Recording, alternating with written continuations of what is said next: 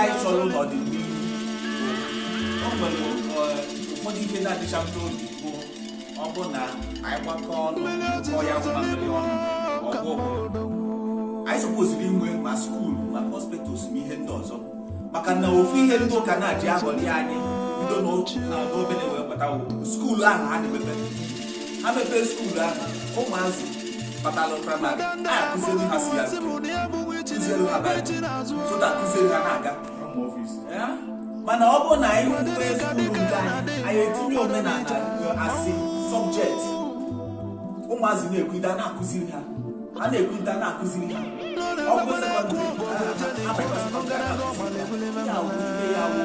anyị nọkọ wee nwee projekti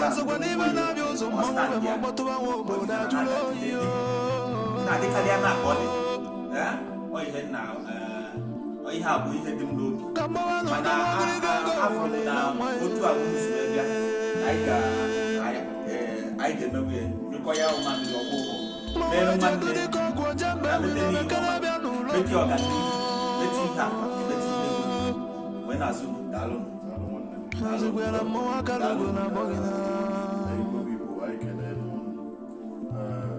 Hi Chief Johnny Faye Chukwu bekele bịanụrụ ma ụlọ egwu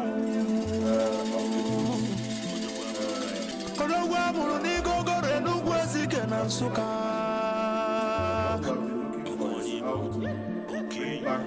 okwu banego nwanụ na Jakarta mmanwụ be m okwu banego mgbe ya wala ọsọ ị na-anụ ọrụ ndo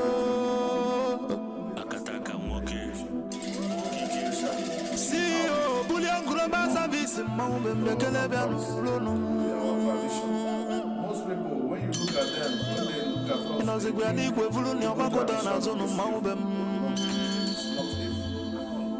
a tradition that forbids so many that's in English, white, the church,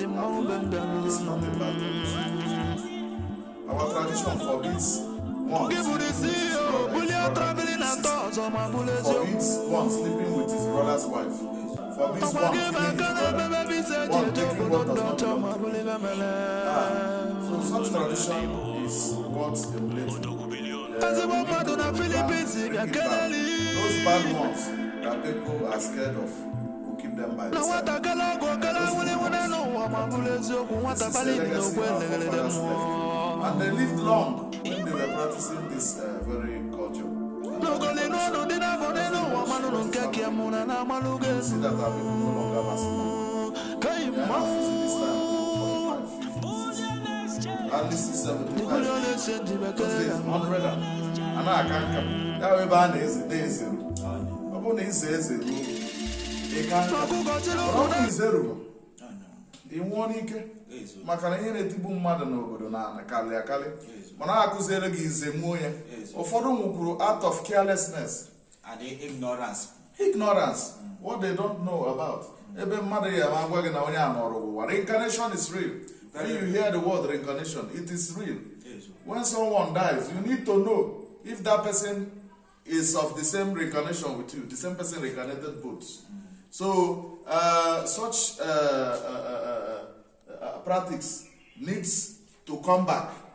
If we don't bring it back, harms will be happening to our people. We need a lot. We need to teach people a lot. So, my brother, you have a like mind.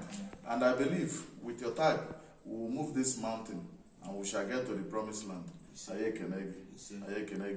Ndị Igbo biko nụ ọ dị onye dị ụta before aya dị ejebe ọbụla ifo n'ime ọrụ ukwu a niile ọsọ gị ka anyị bagoro be ọ bụrụ na ị kacha ndị ọzọ dị nnekwu kama na enwere ife afụrụ n'ime yi ọ bụrụ na ị ka ha bụ ụba kama na enwere ife afụrụ n'ime yi ife ahụ anyị fụrụ n'ime yi anyị na-aga agbara ọ mmụọ ọgwụgwa ya mere anyị ji bịaba dịka nsị gwa gị ihe o toro ogo ya abụghị ụsa jide nke iji jisi ike na ọ ya dịrị mma ekenekwa m ndị bịa nọnyere anyị asị m ọ ya dịrị anyị nche na mma ya gazie nụ emesịa